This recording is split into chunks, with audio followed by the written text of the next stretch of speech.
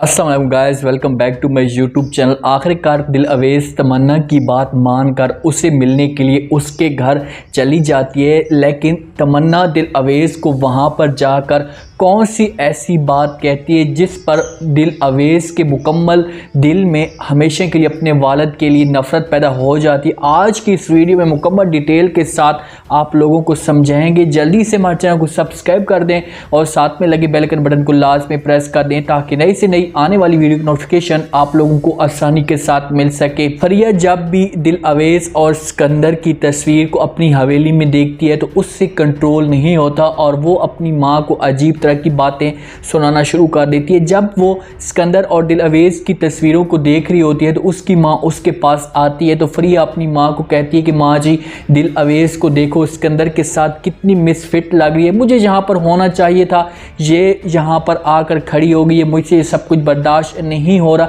लेकिन एक बात आप कान खोल कर सुन लो, मैं किसी भी सूरत में हारूंगी नहीं। दिल अवेज तो सिकंदर की ज़िंदगी में सिर्फ और सिर्फ एक स्टेशन की तरह है, मंजिल तो मैं ही हूँ। जब ये बात वहाँ पर फरिया अपनी माँ को कह रही होती है तो उसकी माँ उससे कहती है कि बेटा, तुम मेरी बेटी हो और मैं तुम्हें किसी भी सूरत में हारने नहीं दूंगी, बस थोड़ा सा हमें सब्र करना पड़ेगा, उसके बाद हमें जो अपनी मंजिल है वो मिलना शुरू हो जाती है। वहाँ से उसकी माँ ये बात करके चली जाती है। फरिया सिकंदर को कॉल करती है, उससे माफ़ी मांगने की कोशिश करती है, उससे कहती है कि सिकंदर, जो कुछ भी मुझसे हो गया मुझे माफ़ कर दो। जब ये बात सिकंदर सुनता है तो फ़ौरन से साफ इनकार कर देता है, उससे कहता है कि नहीं फरिया, अब ये वक्त माफ़ी मांगने का नहीं है, अब हमारे हाथ से हर चीज़ निकल चुकी है और अब मैं तुम्हें किसी भी सूरत में माफ़ नहीं करूँगा। ये उसके सामने इमोशनल होने की कोशिश करती है, उससे कहती है कि मुझसे आपको बिछड़े हुए या मैं जब से आपसे बिछड़ी हूँ तो मुझसे सब कुछ बर्दाश्त नहीं होता। जब सिकंदर ये बात सुनता है तो फ़ौरन फरिया को जवाब देते हैं, उससे कहते हैं कि काश ये सब कुछ आपने पहले सोचा होता है, या आपके साथ जो कुछ भी हो रहा था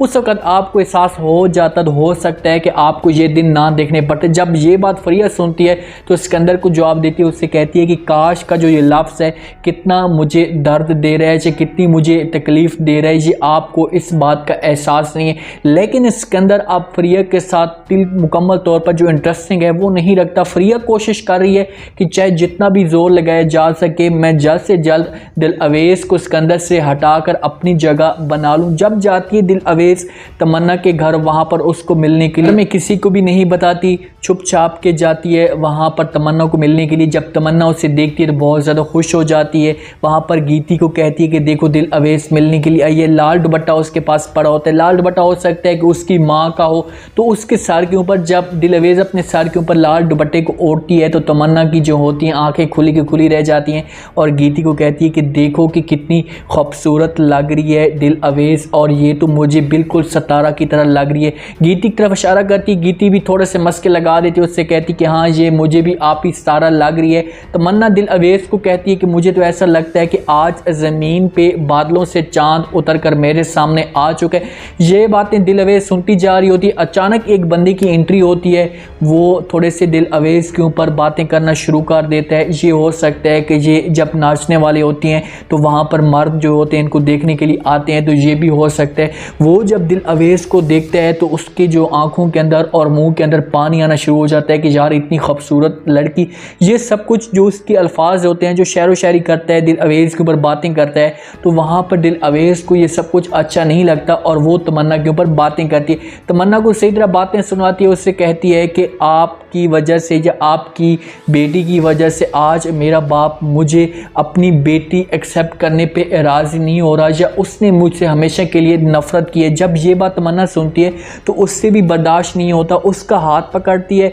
उसे कब्र पे लेकर आती है, उससे कहती है कि बहुत ज़्यादा आपके जो वालिद ने बदनाम करने की कोशिश की, उसने तो सितारा को यहाँ से उसके साथ बड़े वादे किए थे, बड़े दावे किए थे और उसे यहाँ से उठाकर ले गया। लेकिन जब उसे यहाँ पर फिर से ये टूटी हुई गलियों में या बदनाम गलियों में आकर छोड़ दिया और उसके पास मेरे पास उस वक़्त कोई भी अल्फाज कहने को नहीं थे। जब ये बात सुनती है दिल अवेज़ तो दिल अवेज़ भी बड़ी परेशान हो जाती, क्योंकि दिल अवेज़ अपनी माँ के बारे में पहले थोड़ी सी गलत बातें सुन रही थी, क्योंकि उसका वालिद हमेशा उसे सिर्फ और सिर्फ तंज करता था या उसके ऊपर बातें करता था कि तुम्हारी जो माँ है वो नाचने वाली थी और उसने हमेशा के लिए मुझे धोखा दे कर दिया। जब ये बात तमन्ना के मुंह से दिल अवेज़ सुनती है तो दिल अवेज़ को एहसास होना शुरू हो जाता है कि यार मैं तो अपने बाप की बातें सुनती थी, लेकिन अब जब मैंने इसकी बातें सुनी है तो मुझे एहसास हो चुका है कि मेरी माँ की कोई भी गलती नहीं है। इस जगह पर दिल अवेज़ और तमन्ना के बीच में जो होगी मज़ीद एक